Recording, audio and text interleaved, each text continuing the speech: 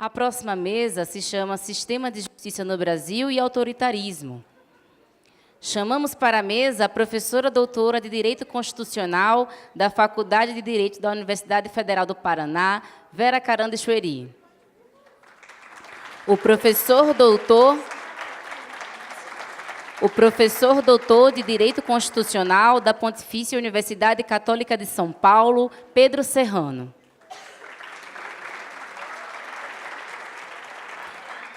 O professor doutor da Universidade Federal do Rio de Janeiro, Geraldo Prado.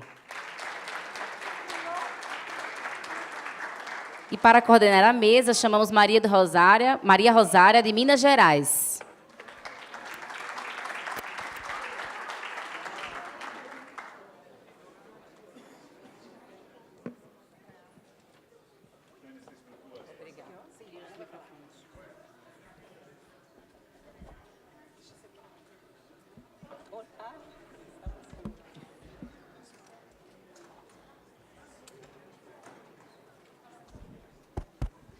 Boa tarde a todos e a todas.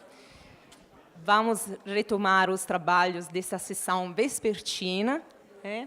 E, desde já, eu vou passar a palavra primeiro ao Geraldo Prado, porque ele precisa sair antes, e aí a gente já concordou isso. Professor Geraldo. Meu cordial boa tarde. Boa tarde a todos. Minhas primeiras palavras são de agradecimento à ABJD pelo convite. Gostou? É um prazer e uma honra integrar a ABJD, participar deste encontro, compartilhar a mesa com Vera, Pedro, nossa presidenta. Quero me desculpar com meus companheiros, minhas companheiras de mesa, meu companheiro de mesa, minhas companheiras de mesa, porque eu terei que ir para o Recife também, logo em seguida, e daí eu não terei como continuar e ouvir todas as falas que se seguirão a minha, às 17h30, preterivelmente eu terei que sair, mas até às 17h30 eu continuo aqui, mas peço muitíssimas desculpas. Isso é uma indelicadeza, mas eu não tive, falei com Tânia quando o convite foi formulado, que era a única maneira de estar aqui, era encontrar uma forma de organizar as atividades na Universidade Federal do Rio de Janeiro pela manhã e cumprir com o compromisso que eu havia assumido antes, no Recife, com a Associação Nacional dos Advogados Criminalistas. Então, peço minhas desculpas, agradeço mais uma vez aos organizadores do evento, cumprimento a todo o público, e inicio a minha fala, que eu presumo que seja de 25 minutos, não é? 20 minutos. 20 minutos. A rigor,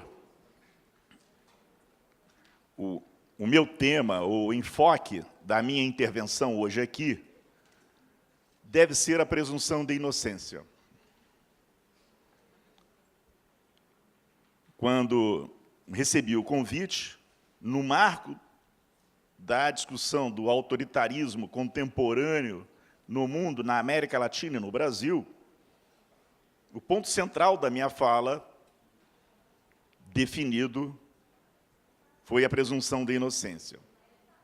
E eu tenho também a honra, o prazer de assinar com o professor Celso Bandeira, a professora Veida, com o professor Gabriel Sampaio, com o Paulo, do Partido Comunista do Brasil, a petição inicial da Ação Declaratória de Constitucionalidade número 54, a ADC 54, que trata especificamente da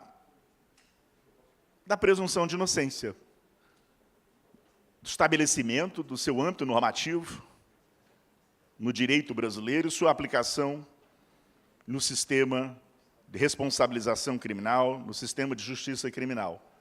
Então, a presunção de inocência é um tema de um professor de processo penal. Mas, para além disso, e a partir das investigações desenvolvidas no contexto do grupo de pesquisa que eu coordeno na Universidade Federal do Rio de Janeiro, sobre as matrizes do processo penal, eu pensei em abordar este tema da presunção de inocência saindo do círculo de assuntos do direito processual penal e trabalhar um pouco aceitando o desafio colocado pelo ministro Barroso, quando ele propõe que a discussão se faça em termos de mutação constitucional. Por que eu escolhi esta metodologia para a minha intervenção?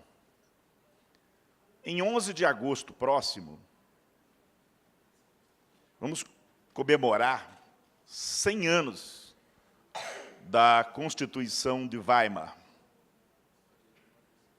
100 anos da Constituição de Weimar, um importante marco político na história mundial, que precede a ascensão do nazismo,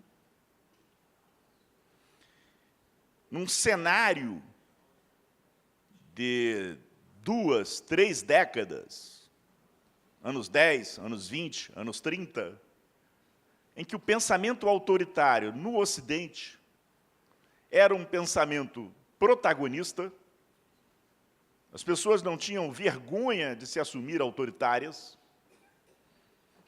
o pensamento autoritário e as práticas autoritárias eram marcantes, presentes, dominantes na América Latina e no Brasil. E este cenário é evidentemente diferente do cenário atual, mas há pistas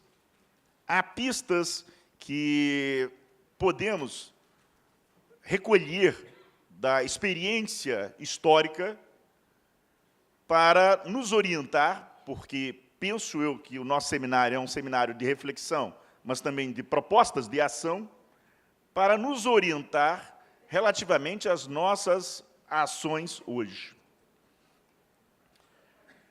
Também, mais ou menos naquela época, 18 de março de 1906, o jurista Jelinek vai proferir uma conferência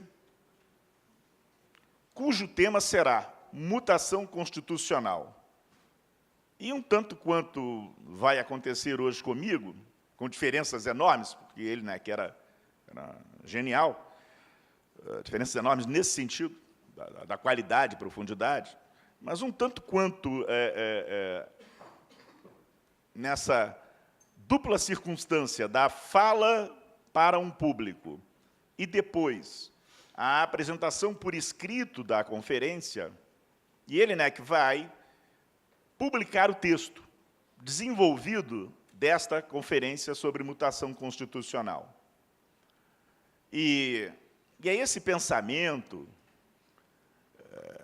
essa inspiração de mutação constitucional que está na base das iniciativas, do discurso, da retórica, dos que pretendem caçar a presunção de inocência, reconhecendo a ela um âmbito normativo inferior, muito inferior àquele que o texto constitucional consagrou. À frente deste esforço, à frente desta empreitada, o ministro Luiz Roberto Barroso, do Supremo Tribunal Federal. Então, pensei, poderíamos falar de mutação constitucional aplicável a um sem número de outras, né, um sem número de questões, a outras tantas questões, mas a escolha da presunção de inocência como sendo o alvo primeiro de um movimento autoritário judicial, ela não é uma eleição, não está sendo uma eleição pensada exclusivamente em termos de funcionamento do sistema de justiça criminal, o que já seria algo de uma enorme gravidade. buscar reduzir o âmbito de garantia das pessoas, diminuir o grau de certeza que se deve exigir para que alguém cumpra uma pena, já é algo por si grave. Fazer isso contra texto expresso da Constituição, mais grave. Eventualmente, aplicar esta redução draconiana do sentido da presunção da inocência conforme a Constituição a um caso, sem número de casos, mas a um caso exemplar do ex-presidente Lula, muito grave. No entanto, a minha convicção particular, pessoal, singular, que eu compartilho com vocês aqui, e não está em texto algum, portanto, é este o momento em que eu compartilho isso de maneira pública, é que o papel que a presunção de inocência vai cumprir na Constituição de 1988, a partir da experiência política de 1964, 1985, e do que aconteceu no Congresso Constituinte entre 87 e 88, transcende o funcionamento do sistema de justiça criminal e se constitui em eixo de um modelo político que se pretendia, ainda que do ponto de vista liberal político, um modelo político que abre espaço para a pluralidade. Uma Constituição no seu sentido contemporâneo, no âmbito do Estado democrático de direito, em que forças antagônicas, todas estão legitimadas, têm o direito de se fazer presente no pacto constitucional, na vida social, de serem respeitadas, de serem efetivamente reconhecidas como legítimas. O atentado à presunção de inocência não é apenas um atentado a uma garantia do processo penal, mas como aconteceu conosco, entre 1930 e 1941, e depois, de 1941 em diante, sob a liderança do ministro da Educação, Interior, Justiça, da ditadura Vargas, Francisco Campos, agora se dá o mesmo cenário de, comprimindo a presunção de inocência, atingirem-se as liberdades políticas em geral, unificando uma visão de mundo, suprimindo a pluralidade, massacrando o outro, não apenas do ponto de vista simbólico. E aí, minha presidenta, o meu estado do Rio de Janeiro dá um exemplo assim estranho, que massacrando fisicamente mesmo, atirando nas pessoas de helicóptero. Quer dizer, é algo. Falar isso aqui, Dutra, é uma coisa. É muito estranho. Eu me ouço falar isso e não acredito que haja um político que ordene a policiais que atirem nas pessoas suspeitas que sejam vistas portando arma de fogo. Então, tem algo para além do funcionamento do sistema de justiça criminal neste julgamento que se aguarda e que é definitivo. Daí a necessidade de recuperar essas reflexões. Em primeiro lugar, para lembrar que lá no março de 1906, quando Jelinek ele vai acentuar, quase que num diálogo com um pensamento constitucional de matriz progressista, socialista, do La Salle, do século XIX, ele vai acentuar a força normativa do fático, um peso que as situações do cotidiano têm na determinação daquilo que é constitucionalmente normativo, a ponto de modificar o sentido de determinadas regulações constitucionais não para além ou para fora do âmbito normativo daquele instituto, mas contra o que o texto da Constituição dispõe, em sentido contrário mesmo, fazendo prevalecer um significado de algum instituto específico constitucional, não num preenchimento de lacunas, não numa expansão deste entendimento para acolher situações não previstas pelo Constituinte, mas para regular em sentido contrário a que o Constituinte havia regulado.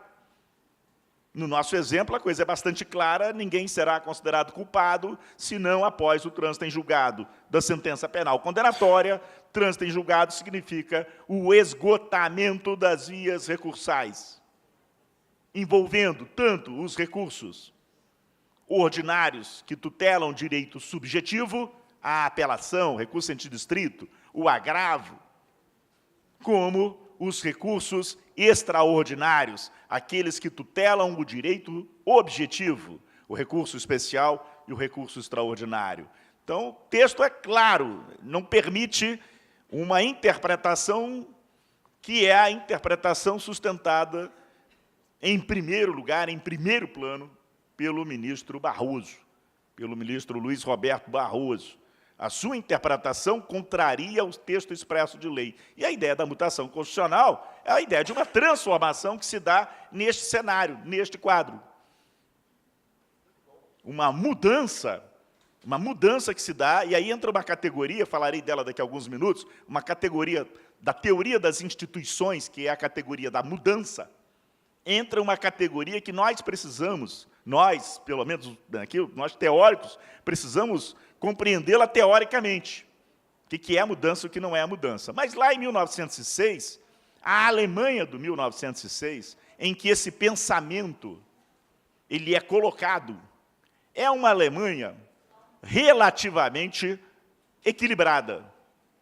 Jelinek vai refletir sobre a possibilidade de algo tofático para contornar, superar, alterar o normativo em um cenário político do governo de Guilherme II relativamente estável. Um cenário que se altera de maneira brutal com a Primeira Guerra Mundial. A Primeira Guerra Mundial, ela muda o cenário do mundo, ela muda as condições de convivência, de coexistência no mundo. Ela termina, e meses depois dela terminar, o Segundo Reich alemão também termina. Tem início um processo constituinte. Há uma república que se instaura, e surpreendentemente, com o nome de Império. Há uma república que se instaura, e surpreendentemente com o nome de Império, né? Império Alemão, e em 11 de agosto de 1919 teremos a Constituição de Weimar. Uma Constituição que, pela ideia de proteção dos direitos sociais, pelo reforço da tutela dos direitos individuais, ela guarda uma certa semelhança com a Constituição de 88. Mas não é a semelhança na sua estrutura, não é a semelhança nas suas normas que interessam para a análise que eu estou propondo aqui aos amigos, às amigas, aos companheiros e às companheiras. O que eu quero dizer é que uma Constituição generosa na perspectiva democrática, ela foi apresentada ao público alemão, à sociedade alemã, num momento de forte instabilidade econômica, como resultado dos compromissos que a Alemanha, vencida na guerra, havia assumido com os países vencedores.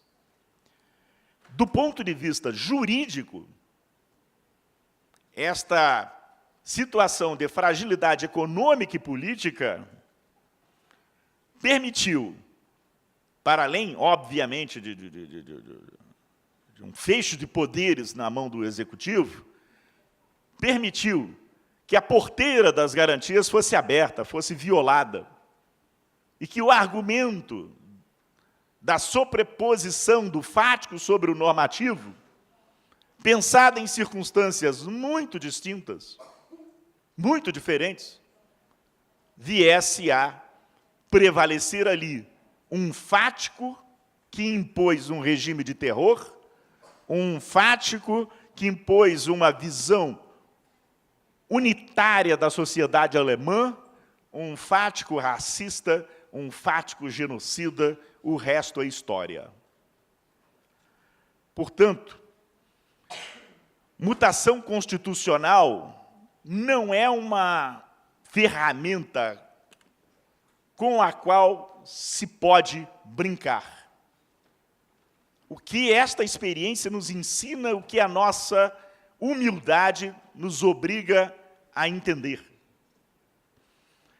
Democracias frágeis não suportam o manejo de ferramentas como a mutação constitucional. Porque quem tem o poder de usá-las não é a sociedade, não são os grupos vulneráveis, não são os sindicatos organizados, mas são as autoridades do poder judiciário que quase sempre representam 99,999% dos casos, representam as elites interessadas na manutenção de um status de diferenciação econômica e política e social. No caso do Brasil, a coisa é abissal, a coisa é um tanto absurda. Os autores que se debruçam sobre o tema da mutação dizem o seguinte: a mutação, e eu peço só mais 3 minutinhos, tá bom? A mutação, ela pode ser um instrumento, até mesmo de estabelecimento de novos direitos. Pode-se estabelecer novos direitos a partir do emprego da técnica da mutação constitucional para ampliar o número de pessoas protegidas contra aquilo que Jelinek chamava uma onipotência estatal. Só faz sentido a mutação constitucional num contexto de auto-obrigação do Estado de contenção do seu poder. Então, se eu vou aumentar o grau de pessoas protegidas, aumentar o número, a quantidade de pessoas protegidas, isso faz sentido. Não pensar no casamento apenas entre homem e mulher, e daí vai. O que a mutação constitucional não pode fazer nunca, em hipótese alguma, é restringir o âmbito de proteção. É ampliar a área de atuação do poder estatal. Até porque esse poder estatal é poder de alguns sobre tantos. E nós estamos sentindo diretamente isso aqui. Um texto antigo, e com ele eu vou chegando ao fim, um texto antigo, né? Antigo não tem nada. Um texto de 4 anos que eu escrevi sobre isso, não sobre mutação constitucional e presunção de inocência, mas sobre mudança institucional, e no qual eu me deparava, eu estava discutindo ali o seguinte: quais são as tendências de reforma do sistema de justiça criminal brasileiro?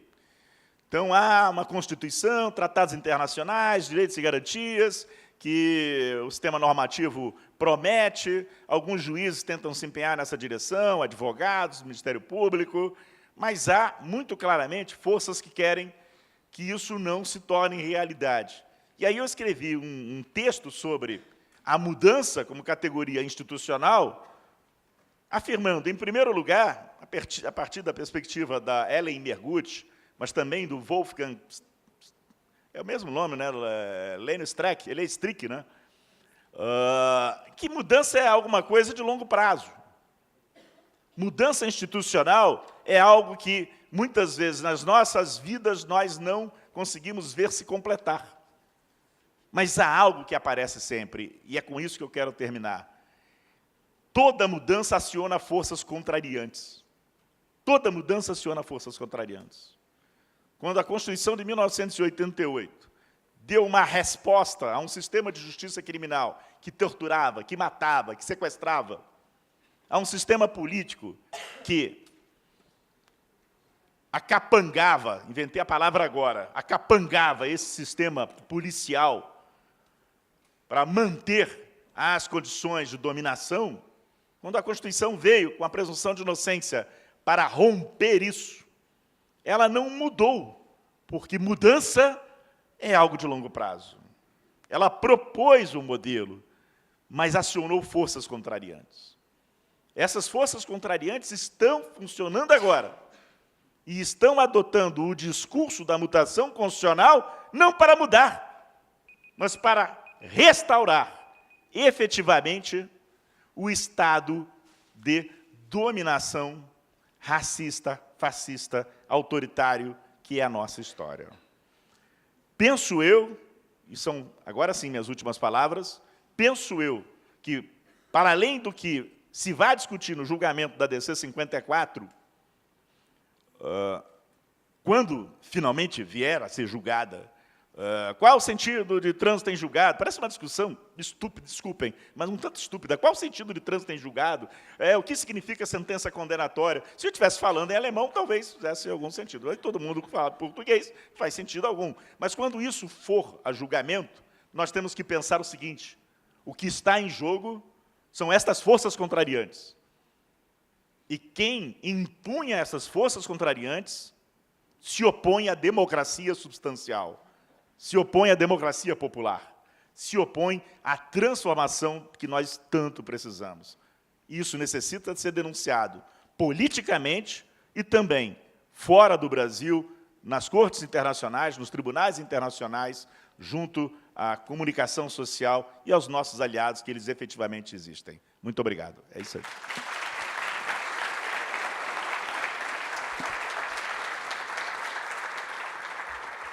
Muito obrigada, professor Geraldo. Realmente, eu acho que nós estamos perante de um ataque não apenas à justiça criminal, né, mas se trata de um projeto mais abrangente, querendo atacar os valores e o projeto político que foi incluído na Constituição de 1988. É um projeto social, um projeto inclusivo, enfim. A gente vê isso claramente também, se a gente pensar, por exemplo, na perda de segurança jurídica devido à teoria do domínio do fato. Ninguém fala mais da teoria do domínio do fato, mas isso, apesar de ser polêmica, é uma questão que gerou muitos problemas. E a gente vê isso também em outros âmbitos do direito. Se pensamos, por exemplo, a reforma trabalhista, a reforma da Previdência, eles são totalmente ataques ao projeto social incluído dentro da Constituição. É uma inversão de valores, é a expressão de uma inversão de valores que estamos vivendo nesse momento, com uma mudança genética do próprio direito do trabalho, que ataca o DNA do direito do trabalho, porque não é apenas o conteúdo do direito do trabalho. Eu falo disso porque eu sou professora de direito do trabalho na UFMG, não me apresentei, mas, enfim. Mas muito obrigada por suas palavras, por sua palestra. E já passo a palavra à professora Vera Carão. Obrigada. Boa tarde a todas e todos. Queria, inicialmente, agradecer a generosidade do convite que a BJD me fez para participar desse segundo seminário. A Tânia, que fez todo o contato comigo. Saudar aqui os meus colegas de mesa e também a todos os demais amigos, colegas, enfim, companheiros e companheiras aqui da UNB, onde eu me sinto bastante em casa. Eu vou começar com uma frase que foi publicada numa edição de 1999 da The New York Review of Books, onde se disse o seguinte: o poder de destituir um presidente é uma arma nuclear constitucional que somente deve ser usada na mais grave emergência. Essa frase desse artigo publicado em 14 de janeiro de 1999 foi escrita por Ronald Dworkin num num breve artigo que ele escreveu em referência ao processo de impeachment sofrido por Bill Clinton. Ele, do Working, continua: isso dá aos políticos os meios para desestruturar os princípios mais fundamentais da nossa estrutura constitucional, e nós agora sabemos quão facilmente esse terrível poder pode ser abusivo. Fecho aspas. Em menos de 30 anos da Constituição Federal, nós utilizamos no Brasil essa terrível arma nuclear constitucional 2 vezes. E aí eu pergunto, não é, o que resta depois do emprego de uma arma nuclear? Resta terra e vidas arrasadas. O que resta da nossa estrutura constitucional e democrática depois de utilizarmos essa arma 2 vezes em um período tão curto de tempo? Eu parto da premissa que, em 2016, houve um golpe parlamentar constitucional, mas, ainda assim, um golpe. Não é mera questão semântica ou retórica utilizar a expressão golpe ao invés de impeachment. Ao contrário, o vocabulário da política e do direito nos oferece os 2 termos, cada um com os seus limites significativos e possibilidades argumentativas. E eu cito novamente do Working, no mesmo texto relativo ao processo de impeachment de Bill Clinton, aspas, é um tipo de golpe usar fórmulas constitucionais para subverter os princípios constitucionais. Fecho aspas. O golpe se dá com a utilização de fórmulas constitucionais. Nesse caso, os artigos 85 e 86 da Constituição Brasileira e a Lei 1079, de 10 de abril de 1950, que trata dos crimes de responsabilidade do presidente da República em virtude de suas prerrogativas e competências constitucionais. A utilização dessas fórmulas, digamos assim, não encontrou no Supremo Tribunal Federal interpretação majoritária que as tenha refutado, já que, no exercício da jurisdição constitucional, manifestou-se sobre o processo em diferentes momentos. Isto, pois, a Constituição brasileira estabelece o processo de impeachment como um processo de natureza jurídico-política para o fim de examinar a imputação e definir a ocorrência ou não de crime de responsabilidade por parte de presidente da República, devendo o Supremo Tribunal Federal assegurar a realização plena do procedimento nos termos da Constituição e da lei. Pois bem, a minha premissa é a de que se tratou de um golpe parlamentar e de uma quebra constitucional. Dito de outra maneira, se havia dúvida quanto à gestação e organização de um golpe, hoje está bastante evidente, tendo em vista que não houve, ao meu ver, situação típica que configurasse crime de responsabilidade para afastar a presidente eleita. As evidências que configuraram o crime de responsabilidade foram frágeis, tanto quanto as circunstâncias da política articuladas pelo então presidente da Câmara de Deputados, por razões externas às regras do jogo democrático constitucional. Esse é um ponto fundamental, isto é, durante 28 anos do constitucionalismo democrático brasileiro, a sensação era a de que esse havia conquistado um lugar seguro em nossa narrativa constitucional, não sem as tensões que lhe são próprias. Havia uma solidez constitucional, na medida em que, normativamente, não se questionavam os princípios liberais que expressavam as liberdades fundamentais, a igualdade formal e a dignidade das pessoas, e, empiricamente, as instituições, suas estruturas e procedimentos seguiam funcionando conforme as regras do jogo constitucional democrático. Assim como em 64 se chamou o golpe de Estado de revolução, sob a vigência da Constituição de 46, sucedida por atos institucionais não oriundos de qualquer processo constituinte ou legislativo, puseram atos institucionais com força de lei sem serem leis, no ano de 2016, da mesma forma, se chamou o golpe parlamentar de impeachment e, a partir dali, uma série de decisões administrativas, legislativas e jurisdicionais, em confronto com a Constituição, foram tomadas. Eu falo de emendas constitucionais inconstitucionais, como a que congelou o teto dos gastos públicos em saúde e educação por 20 anos, conhecida como emenda do fim do mundo. Hoje, né, deixou de ser uma emenda, enfim, já foi incorporada. Eu falo, mais recentemente, da reforma trabalhista, que, por meio de legislação ordinária, alterou, confrontando dispositivos constitucionais significativamente a relação de trabalho. Eu falo dos decretos que se vêm editando nos últimos meses, e eu falo ainda do entendimento do Supremo Tribunal Federal em várias matérias, mas a mais emblemática, Geraldo,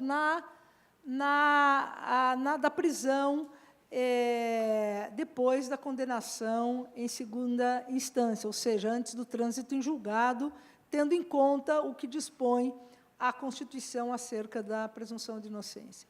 Esses são apenas alguns exemplos, mas muito ilustrativos, de decisões, a meu juízo, inconstitucionais, que demonstram a terra arrasada depois do uso da arma nuclear constitucional, para me utilizar da expressão de Dworkin. Há um filme, que faço um parênteses, as falas que me antecederam me beneficiaram por antecipar várias coisas que eu vou agora referir. Então, eu agradeço, né, aos que me antecederam.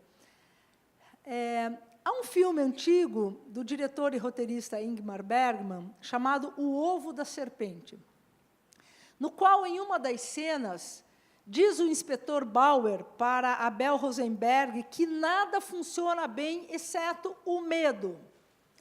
Tratava-se da Alemanha no final dos anos 20 do século... Aliás, no final dos anos 20 do século XX, espaço e tempo onde tudo parecia ser possível e permissível, e, de fato, tudo foi possível e permissível com a ascensão do nazismo. Ou, mais do que tudo, o que transcendeu todas as categorias morais e explodiu todos os padrões de jurisdição, como disse Hannah Arendt. Brasil, final dos anos 10 do século XXI, espaço e tempo onde tudo parece ser possível e permissível. Ou, mais do que tudo, as categorias morais, os padrões de jurisdição estão por um fio. Nada parece funcionar bem, exceto o medo e as armas em todas as suas formas.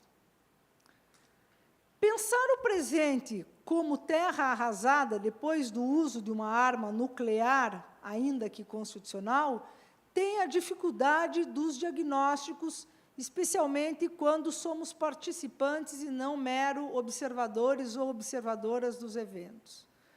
Por isso, eu farei um brevíssimo exercício de memória que começa com um evento da Constituinte em 87 e o advento da Constituição em 88, quando o constitucionalismo autoritário fez a transição para o constitucionalismo democrático. Entretanto, isso não significou que as antigas engrenagens autoritárias se adequaram tranquila e mecanicamente à democracia, na medida em que tinham sido forjadas para um modelo de Estado e de governo de concentração de poder, de renda e de privilégios.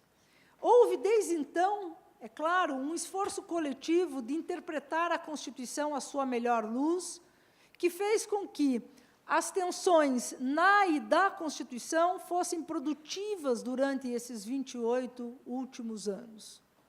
Sujeitos que outrora não eram reconhecidos em suas diferenças e direitos que se limitavam à sua enunciação, sem qualquer aplicação, passaram a ser conjugados na dinâmica constitucional democrática, produzindo decisões legislativas, jurisdicionais e administrativas, e aqui eu cito algumas, como o Estatuto da Igualdade Racial, a quebra das patentes dos medicamentos da AIDS, a união entre pessoas do mesmo sexo, as cotas nas universidades públicas, que tornaram, sim, a vida das pessoas melhores.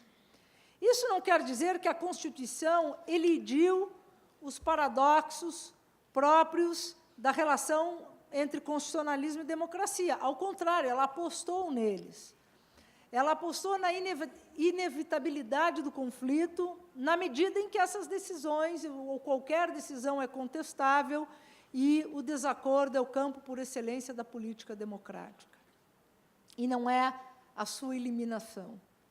Entretanto, um certo triunfalismo do constitucionalismo da primeira década de vigência da Constituição, chamado constitucionalismo da efetividade, e a crença de que todos os problemas da refundação da democracia constitucional no Brasil seriam respondidos por meio da sua aplicação pelo Poder Judiciário, sugeriu uma eliminação da tensão entre constitucionalismo e democracia.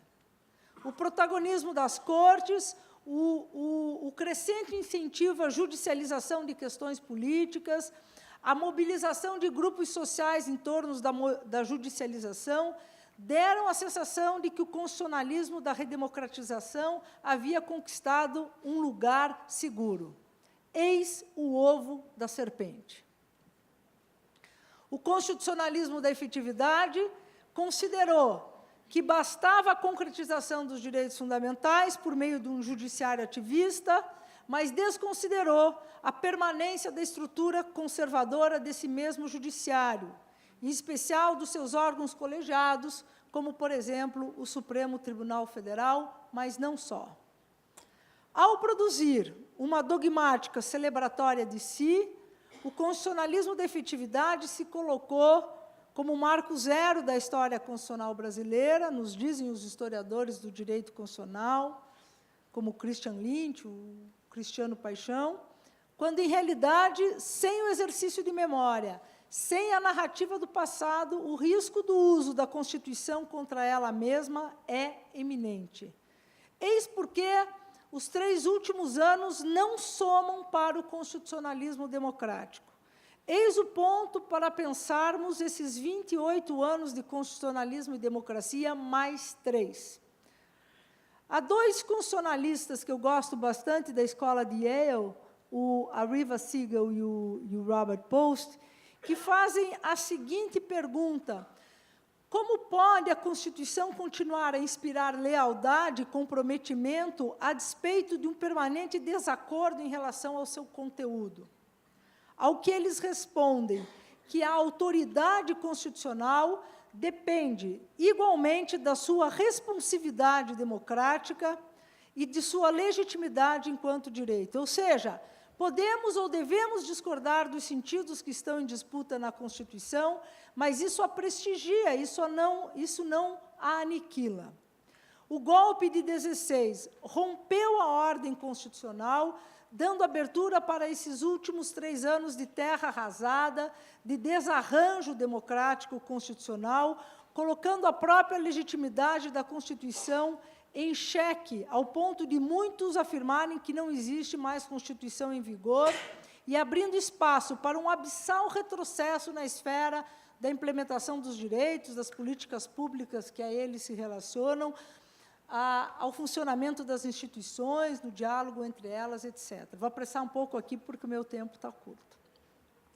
Os últimos 3 anos de vigência da Constituição, aos quais eu me referi como de desarranjo constitucional, democrático constitucional, poderiam, de outra maneira, ser referidos como de um constitucionalismo fraco, de uma democracia fracassada, sob a vigência de uma Constituição cujos sentidos deixaram de estar em uma salutar disputa, pois passaram a ser qualquer coisa, uma Constituição para chamar de sua.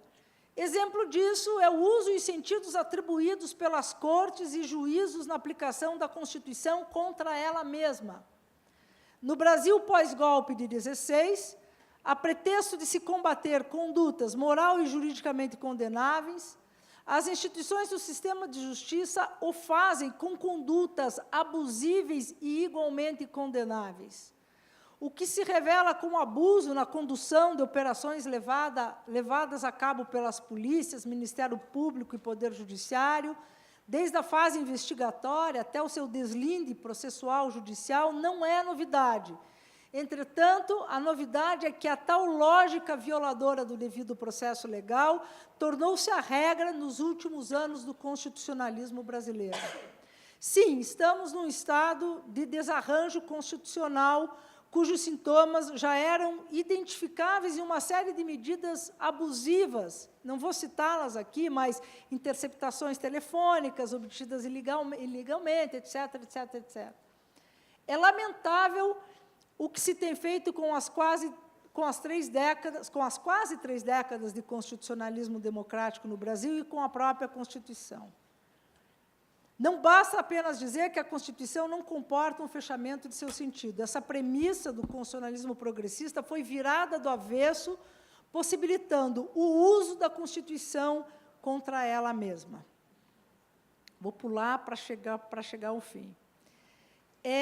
As práticas autoritárias atuais não necessariamente coincidem com as de 55 anos atrás, quando houve o golpe de 64. Hoje, determinados comportamentos aceitos como bons, a ser praticados por pessoas em tese boas, em vista de objetivos em tese nobres, esbarram na norma constitucional. Isso foi dito pelo professor Fred Schauer, numa recém-palestra que ele fez lá na nossa Escola de Direito, na Federal do Paraná. Vejamos alguns exemplos. Podem procuradores e promotores públicos pautar acordos de leniência com o objetivo de criar fundação privada com verbas indenizatórias compensatórias, escapando dos fundos definidos em lei como destino de tais valores, a fim de contribuir ativamente no combate à corrupção? Ou, no caso da competência da justiça eleitoral para determinados crimes, ou mesmo no caso da prisão em segunda instância, os agentes públicos e as pessoas privadas podem contrariar a Constituição em vista de finalidades que pareçam, às suas lentes, boas? Ao recorrer a tais atalhos institucionais, tais agentes, ao meu ver, desaplicam a Constituição, expondo-a à sua própria violação. Vivemos hoje, aqui eu passo para a conclusão, um momento de subversão dos significados dos princípios constitucionais e da realização do próprio princípio democrático. Não é? O presidente eleito, mais uma vez, afirmou que vai acabar com todos os ativismos, reduzir direitos e, mais grave ainda, mandou todos os seus desafetos e opositores para a ponta da praia, que, como é sabido, isso significa mandar para o destino de presos políticos que seriam mortos sob tortura na base militar da Marinha, na Restinga de Marambaia, na Pedra Guaratiba, no Rio de Janeiro. Pois bem, agora eu vou concluir. Eu não cheguei nem nos decretos, mas tudo bem. Tudo bem. E eu vou concluir dizendo o seguinte. Eu disse no início que decisões legislativas, jurisdicionais e executivas vêm expondo a Constituição à sua própria violação. Então, eu citei o caso da presunção de inocência, eu citei o caso da Emenda Constitucional 95, que fixou os gastos públicos por 20 anos. Eu citei a reforma trabalhista, poderia citar os recentes decretos aí de contingenciamento que afeta a autonomia universitária, que interferem na nomeação dos cargos nas universidades, etc. Todas essas medidas inconstitucionais mostram o que resta do constitucionalismo e na democracia no Brasil hoje. E o que resta é muito pouco. Eis os efeitos da arma nuclear constitucional que atingiu o Brasil. A nós cabe fazer o que vimos fazendo, resistir a exemplo desse seminário aqui da BJD, e aqui eu finalizo com Guimarães Rosa, com Riobaldo, quando ele diz: o correr da vida embrulha tudo. A vida é assim, esquenta, esfria, aperta e daí afrouxa, sossega e depois desinquieta. O que ela quer da gente é coragem. Muito obrigada.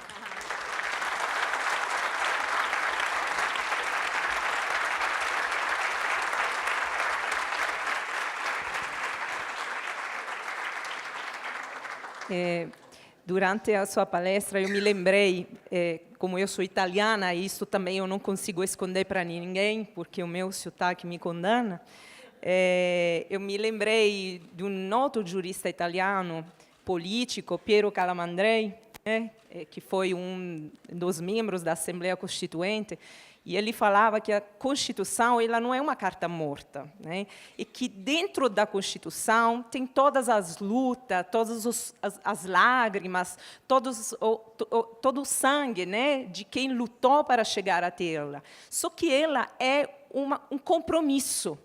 E para que ela tenha eficácia, é necessário que haja uma vontade de se firmar e se continuar a firmar esse compromisso. Parece que hoje não há mais nenhuma vontade de se firmar este compromisso com a Constituição de 1988. Enfim, a arma nuclear está ali. Muito obrigada, professora Vera, por essa palestra muito enriquecedora. E, por fim, eu passo a palavra ao professor Pedro Serrano. Bem, eu agradeço muito o convite da BJD, através da Tânia, aí, para poder estar presente aqui com gente tão qualificada na mesa, né? Agradeço a presença de todos e de todas aqui para ouvir a gente falar, né? Eu vou montando as coisas que eu vou falar de acordo com o que eu vou ouvindo, eu não tenho muita preparação, né? E eu fui ouvindo ambos e concordo, obviamente, com tudo que falaram, e vou tentando modular o que eu vou falar de acordo com o tempo aqui. Eu vi que, se eu vejo que a presidente da mesa é vacilona, eu vou e aumento. Já, né, se eu vejo que ela é mais rígida, eu encurto um pouco. Então, eu vou dar uma encurtada. Eu queria falar bastante sobre... E ainda mais que eu sob gerência da Tânia, a casa cai total. Aí eu queria falar bastante sobre Weimar, sobre a lógica do autoritarismo no século XX, o que restou dele no século XXI. Mas a minha pretensão, portanto, é tentar explicar um pouco, sair um pouco do ambiente, dos discursos que me antecederam, para tentar compreender um pouco o porquê dessas ocorrências e por que não são a mesma coisa, né? Há uma tendência sempre da gente ver a história como uma certa repetição, né? E isso também é uma tendência de nós, como intelectuais em geral, vermos nas teorias. Por exemplo, muita gente ainda usa o marxismo clássico hoje. É uma bela forma de matar o marxismo, né? Porque a sociedade avança, as coisas mudam, elas se transformam e as teorias ainda tendem a continuar como, não, isso aqui é uma mera mudança de roupagem, uma mera mudança de palco, né? Mas continuam as mesmas questões essenciais existindo. Não continuam, não são da mesma forma. Existem elementos, sim, que se repetem, né? Mas a história nunca é exatamente a mesma, né? E as teorias têm que, para estarem vivas, se adaptando a elas, procurando se submeter ao real, e não o real de se adaptar às teorias, né? Portanto, nós temos que entender um pouco o que está acontecendo. A chave está no título do evento: neoliberalismo, direito e pós-democracia. Essa formulação de relacionar neoliberalismo, direito e um conceito de pós-democracia vem da Universidade Nanterre, de um grupo de franceses que, vamos dizer, começa a pesquisar o que é o neoliberalismo, isso no começo dos anos 90. mas com foco. Vamos pesquisar o que é isso, né? E é muito interessante, eu não tenho tempo daqui de dizer o que eles concluem, nem de fundamentar, porque são conclusões polêmicas e não tenho tempo de fundamentar, mas vou pegar alguns elementos dessa teoria para tentar entender o que ocorre no Brasil hoje, né? Quer dizer, o neoliberalismo é um certo equívoco da gente tratar essa nova forma de capitalismo, essa financiarização do sistema, que se conjuga, vamos dizer, uma proeminência do capital tecnológico e do capital militar como um triunvirato. Achar que isso é uma mudança, vamos dizer, na forma de acumulação, pura e simplesmente, e achar que isso se conjuga a modelos mais autoritários de gestão da vida, por parte do Estado, a modelos mais autoritários de governo, e que, pronto, isso é o neoliberalismo.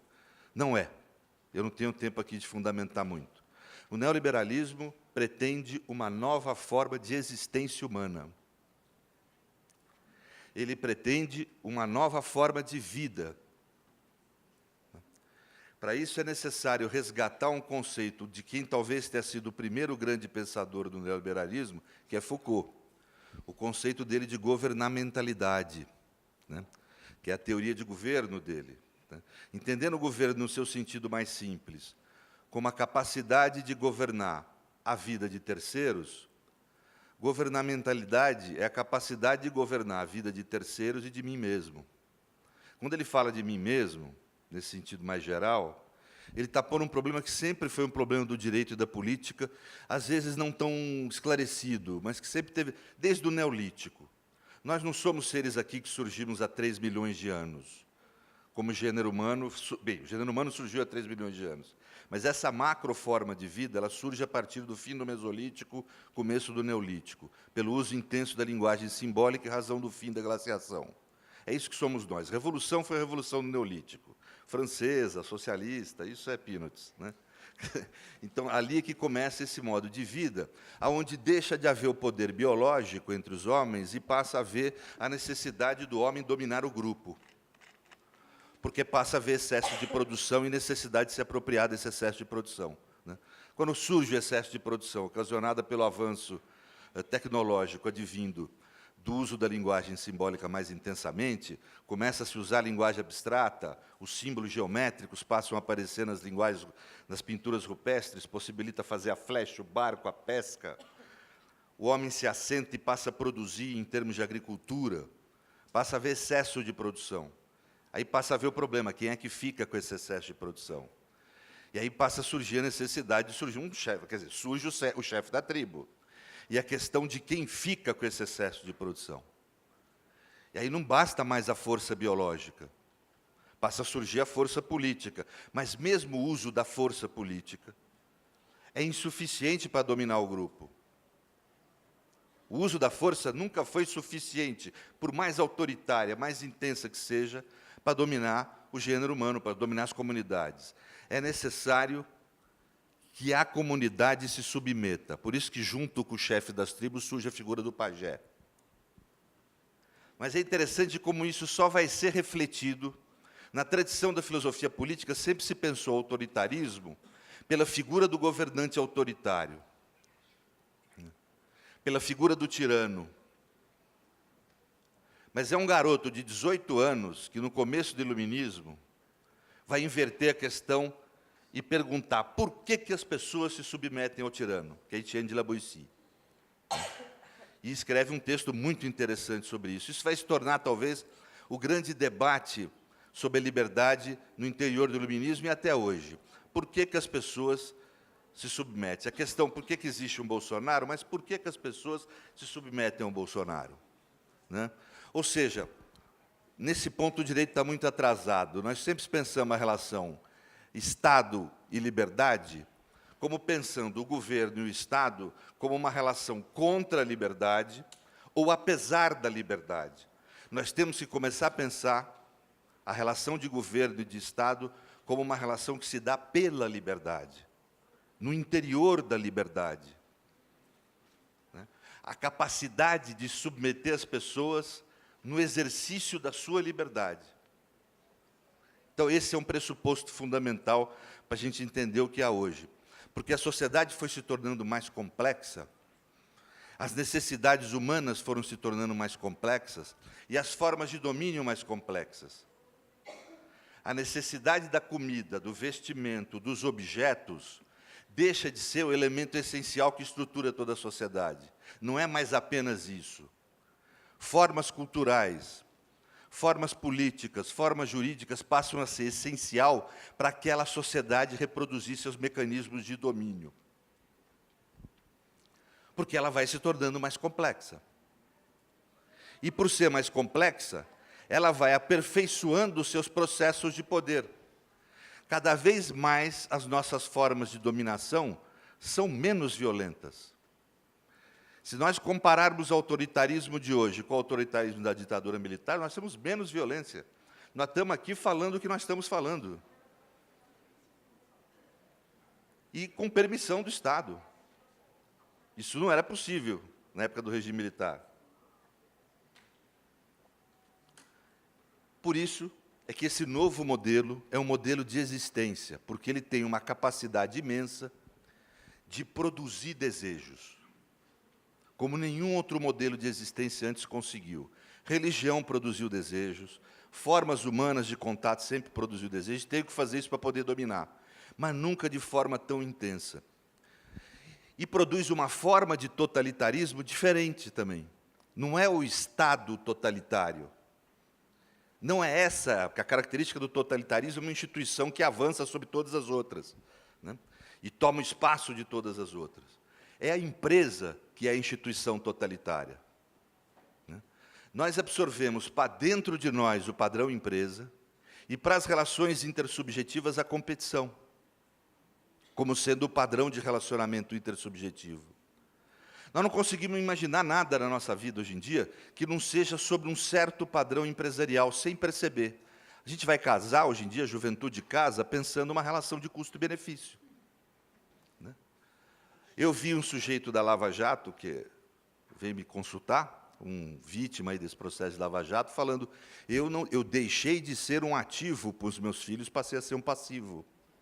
Quer dizer, ou seja, o nosso modo de pensar, de desejar, de se relacionar. Quem é que consegue hoje imaginar um romance, sem se imaginar, um romance na sua vida pessoal, sem se imaginar o ator de uma comédia romântica de Hollywood? Né?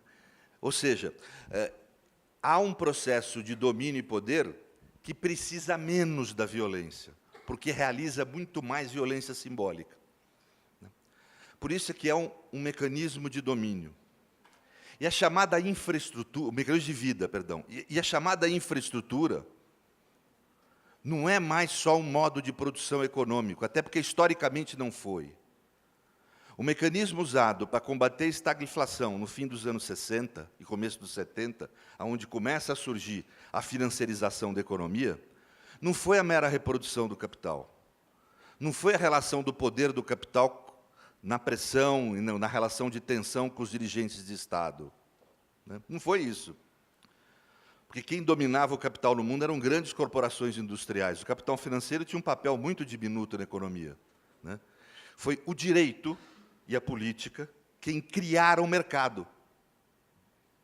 Esse mercado financeiro, com esse papel que nós estamos vistos, foi criado pelo Estado através de mecanismos políticos e jurídicos, de normas e interpretações jurídicas. Isso é fato histórico, né? Não tenho tempo aqui de me alongar, infelizmente. Ou seja, nós passamos a ter um modo de produção que não é meramente econômico, ele é jurídico, político, econômico. Por isso que o direito passa a ser central. Por isso que nós estamos aqui com o direito desmilinguido, mas na mídia, em todo lugar, só se fala de direito, né? Porque ele passa a ser um elemento central, não apenas de submissão, um reflexo de uma divisão de classes, de um processo econômico. Ele passa a ser constituinte dessa divisão de classes e desse processo econômico também, né? Por isso é que se fala da incapacidade do marxismo clássico conseguir entender esse momento que nós vivemos. E por isso é que se fala que não é só mais uma luta trabalhador contra patrão. É uma luta de mulher contra o machismo, É uma luta de negro contra a opressão branca, é uma luta do velho contra a opressão jovem, eu estou falando isso que eu estou chegando nos 60. Então, ou seja, é um ambiente que abrange e atinge os ambientes da vida. E ele se dá por uma forma, num debate na fundação lá da social-democracia alemã com o Haddad falou uma frase interessante, ele falou, o autoritarismo realmente vai se aperfeiçoando, né? Ele aprende também com o tempo. Né? E o mecanismo utilizado, e são diversos autores que hoje tratam disso, eu acho que imodestamente trouxe esse debate para o Brasil, fui um dos primeiros, creio, se não o primeiro, no começo dos anos 2000, que era observar isso no plano da instrumentalidade do Estado e do direito, né? Onde se verifica não uma ruptura formal e integral com a democracia e com o direito, mas um esvaziamento de sentido do direito e da democracia, praticado não por um autoritarismo clássico, mas por um autoritarismo líquido. Líquido porque ele liquefaz a diferença entre uma ditadura e uma democracia.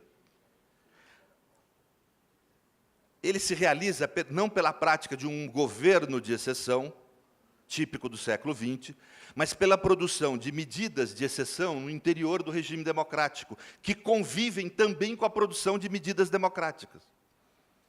Por isso a diluição. Você não sabe onde começa a democracia, onde começa o autoritarismo. É preciso ter um trabalho mais de cuidado, mais de interdisciplinar, às vezes, de teoria de totalidade, para poder identificar onde está exatamente e fundamentar a medida de exceção, que não é a mera inconstitucionalidade, né? Mas diversos autores começam a observar esse fenômeno já na década de 90, né? O fim da década de 80 e 90. Bob, nos seus últimos artigos, chama isso de novos despotismos. Ferrajoli, de processo desconstituinte. Dworkin, no último livro que ele escreve, de perda do common ground. Os autores americanos lá da teoria política de Harvard falam de desdemocratização, né? Boaventura Santos, de democracia de baixa intensidade. Cada um vai dando nome. Eu chamei de medidas de exceção. Aqui, depois o Valinha, aqui no Brasil, chamou de estado de exceção neoliberal, na linha da Barrigupi, lá da Sciences Po. Ou seja, foram criando-se discurso, e hoje é o tema de maior discussão nas faculdades de Direito e de Ciência Política da Europa e dos Estados Unidos, né? Mas o que se observa, independente, vamos dizer, da linguagem, das explicações que são diferentes, né? Mas a realidade é que se observa esse fenômeno, que no Brasil ainda não se aceita, é gozado isso. O nosso constitucionalismo, ele é um constitucionalismo marcado por ser um constitucionalismo colonial e de direita, né? Então, para ele está tudo bem, a maioria não, estamos tomando democracia, 30 anos de Constituição, está aí, formalmente vigente, acabou, né? Mas o que nós passamos é esse processo desconstituinte. Sem retirar formalmente a Constituição do lugar, nós vamos esvaziando ela de sentido através da prática de medidas de exceção. No primeiro mundo, a minha pesquisa, eu estou aqui só dando conclusão, sem dar muito fundamento por causa do tempo aqui. Mas no primeiro mundo, o que se observa são práticas de medidas de exceção, onde o agente de exceção, o soberano que as cria, é o executivo. Ou, às vezes, o legislativo, mas fortalecendo o executivo. O Patriotic Act dos Estados Unidos, as leis de terrorismo dos Estados Unidos, da Europa, etc. No Brasil e na América Latina, em geral, é o sistema de justiça quem é o agente fundamental dessas medidas de exceção, até hoje, né? O executivo e o legislativo cumprem um papel acessório, né? E essas medidas de exceção, elas começam a ocorrer com as guerras drogas, né? Elas se intensificam. A juventude negra sempre foi perseguida, mas nunca tão intensamente, né? A guerra às drogas propicia, e intensidade muda a forma, e a forma muda conteúdo político, né? Então, nós passamos aí, todo mundo sabe da história, quadruplicamos o número de presos, somos o terceiro país do mundo a mais aprisionado, decuplicamos o número de homicídio, somos, em número absoluto, o país que mais mata no mundo, a polícia que mais mata e morre no mundo. Quer dizer, tudo isso é um processo, né? O menino é preso por pequeno tráfico, para poder sobreviver dentro da cadeia tem que entrar numa organização criminosa, quando sai tem que matar, é um ciclo de prisão e violência, né? A técnica do que Fernando Ideu, desenvolvendo o trabalho da gente lá no grupo de estudo na PUC, chamou de processo penal de exceção, essa técnica, ele detalha na tese de doutorado dele, migrou do trato com a juventude negra das periferias para certas lideranças políticas. Aqui no Brasil começa com o caso do Mensalão, vai para o caso do Lula e vai para outras lideranças políticas, mas a técnica é a mesma. Se utiliza do processo penal como medida de exceção, ou seja, com uma roupagem democrática, com uma roupagem jurídica, mas com um conteúdo tirânico. Como os processos de Moscou, por exemplo, se é para dar um exemplo. Tem tribunal, tem advogado, tem juiz, mas a defesa não é ouvida. O juiz é visto como um combatente do crime, logo um combatente do réu. O réu, nesses casos, não é visto como réu, é visto como inimigo, no sentido schmittiano da expressão. Portanto, um ser não humano, um ser não dotado de proteção política mínima e jurídica a que teria direito. E esse é um mecanismo que vai gerar vamos dizer, e que acompanha o outro tipo de medida de exceção genérica que se observa na América Latina, que são os impeachments inconstitucionais, né? Que não ocorreu só aqui no Brasil, né? Eu, quando escrevo meu pós-doc, ainda não tinha havido nem Lava Jato, nem impeachment de Dilma, mas já observava essa tendência aqui na América Latina, né? Então, ou seja, nós temos essas duas grandes modelagens. Com o surgimento, a partir dos anos 90, de um outro elemento constituinte dessa nova forma de autoritarismo líquido para nós aqui, que é a chamada, que um autor chamado aqui, Mambi, eu não sei se é Mbembe ou Mambi. Lá na França eu ouvi Mambi. E ele é do Camarões, fala francês, mas lá me chamam de Serrano, pode estar errado mesmo.